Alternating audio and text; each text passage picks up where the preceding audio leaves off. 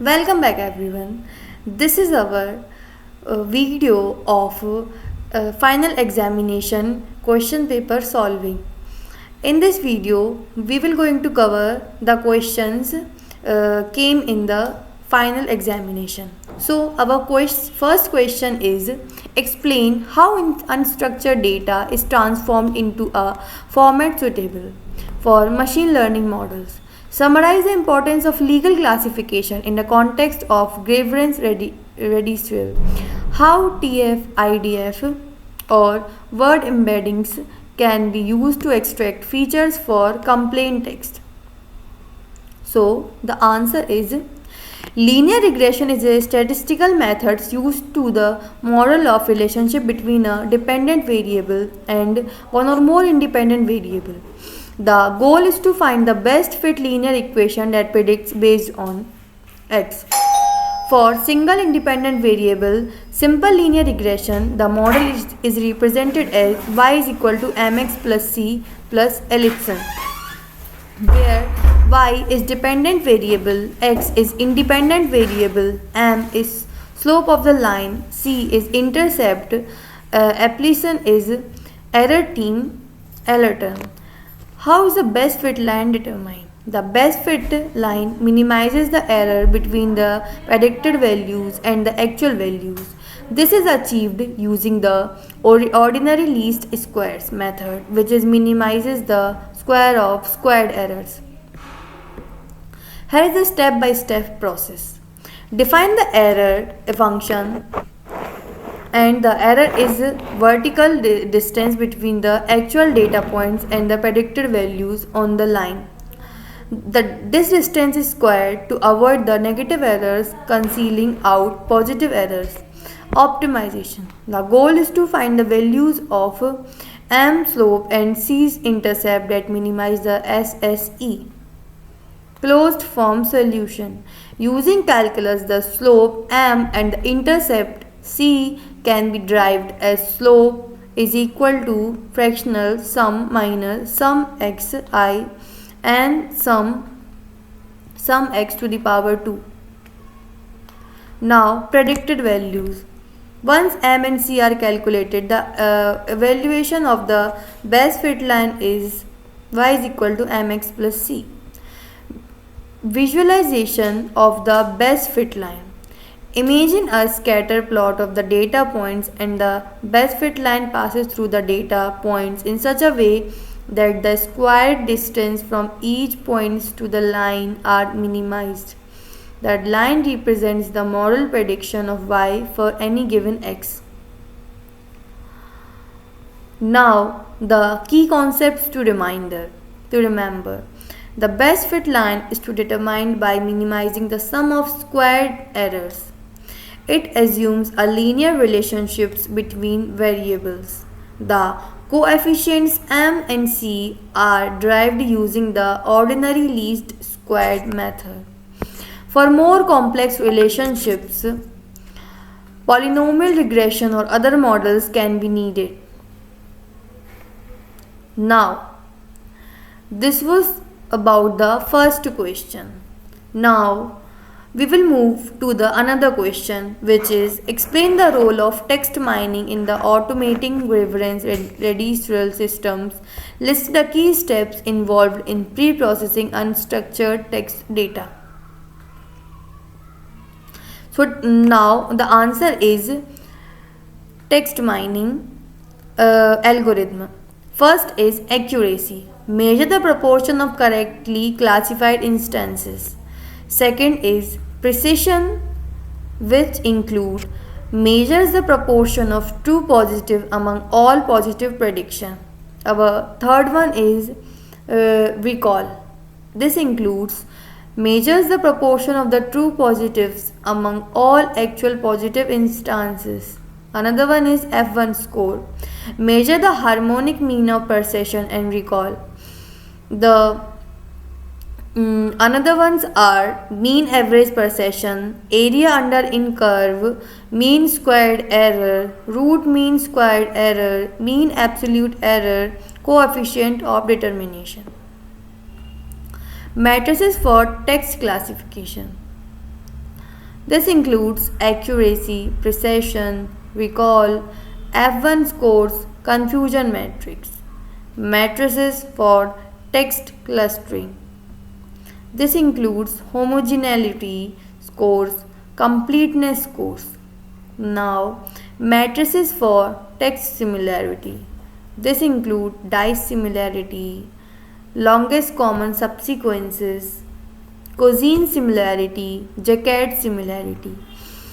Matrices for sentiment analysis. This includes accuracy, precision, recall, F1 scores, mean absolute error.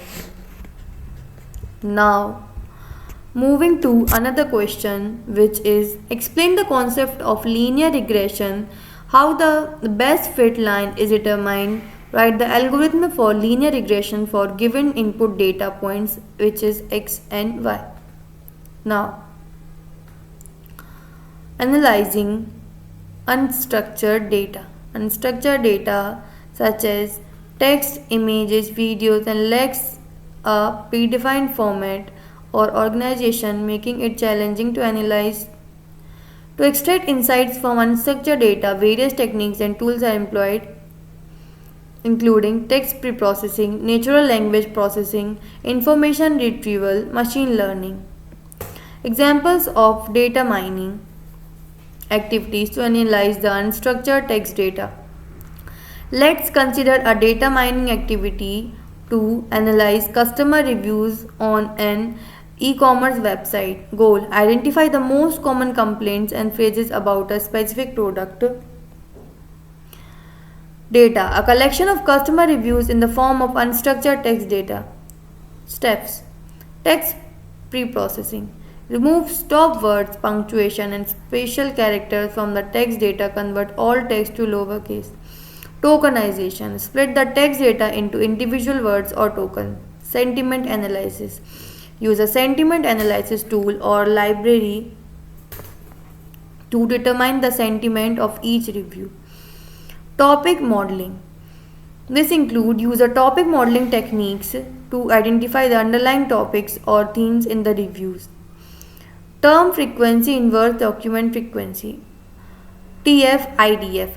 Calculate the IDF. TF includes scores for each word in the reviews to determine the importance of to each word in the context of entire review corpus. Visualization.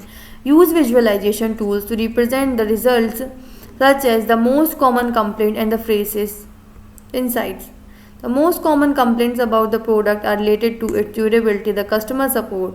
The most common phrases about the product are related to its design and price. By applying the techniques, we can extract valuable insights from unstructured text data and gain a better understanding of customer opinions and preferences.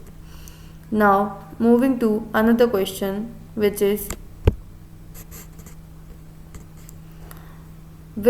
explain the key difference between k-mean clustering and hierarchical clustering algorithm. What are the advantages of hierarchical clustering over k-mean when visualizing cluster relationships? Key difference between k-mean clustering and hierarchical clustering. K-mean clustering. It is a centroid-based algorithm that partitions data into a predefined number of clusters. The algorithm assigns each data points of the nearest centroid and then recalculate the centroids until convergence. Hierarchical clustering. It builds a hierarchy of clusters by either merging small clusters or dividing larger clusters step by step. No need to predefine the number of clusters. Now, the second one is cluster shape. In k-mean clustering,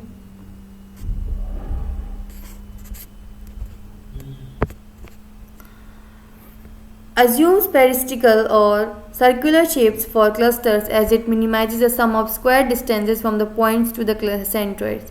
Hierarchical clustering. More flexible in terms of the shape of cluster as it does not assume any particular shape. Scalability. Generally faster, especially for larger data sets, as it performs in linear time with respect to the number of data points and clusters. Can be computationally expensive for large datasets as it requires calculating the distances between each pairs of points, making its time complexity. The fourth one difference is on predefined number of clusters. In k-mean clustering requires you to specify the number of clusters in advantage. And in hierarchical clustering does not require specifically the number of clusters beforehand. You can choose the number of clusters based on the dendrogram. The fifth one is cluster interpretation. K-mean clustering. Once clusters are formed, they are represented by centroids. Hierarchical clustering produces a dendrogram which shows the relationship between the clusters and allowing a best understanding of how the clusters are formed. Now, advantage of hierarchical clustering over k-mean clustering for visualizing the cluster relationships. Dendrogram. Hierarchical clustering produces a dendrogram, a tree-like diagram which visually represents the nested structure of the data and relationships between the clusters at different levels of granularity. This provides insights into how clusters merge or split, something that k-mean cannot provide. No need to predefine the cluster's number. This is the another one advantage of hierarchical clustering. In this clustering, you don't need to specify the number of clusters in advance. It means it is easier to explore the data at various levels of cluster regularity by simply cluttering the dendrogram at different levels. Cluster relationships. Hierarchical clustering helps visualize the closeness or dissimilarity between different clusters. In contrast, k-mean simply assign points to k clusters without showing how close or distant different clusters are to each other. Flexible cluster shapes.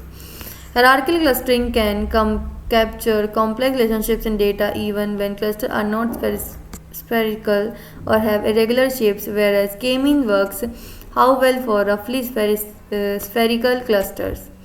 Better for smaller datasets. While hierarchical clustering can be computationally intensive for large datasets, it tends to work better with smaller datasets and can provide more informative visualization in such cases. Now, moving to another question, which is classify loan application for assigning applications to one of the three risk class. Use entropy or information gain approach or Gini index approach. In this question, we will classify the loan application using entropy, information gain and or Gini index. To classify loan application into three risk tasks, low, medium and high, you can use decision tree algorithm which can rely on matrices like entropy, information gain or Gini index to decide how to split the data at each node. These measures help determine the best measure to split the data based on the purity or homogeneity of the resulting groups. Entropy and information gain. Entropy is a measure of disorder or impurity. The entropy of a set is high when the data is equally distributed among classes and low when the data is dominated by one class. Information gain.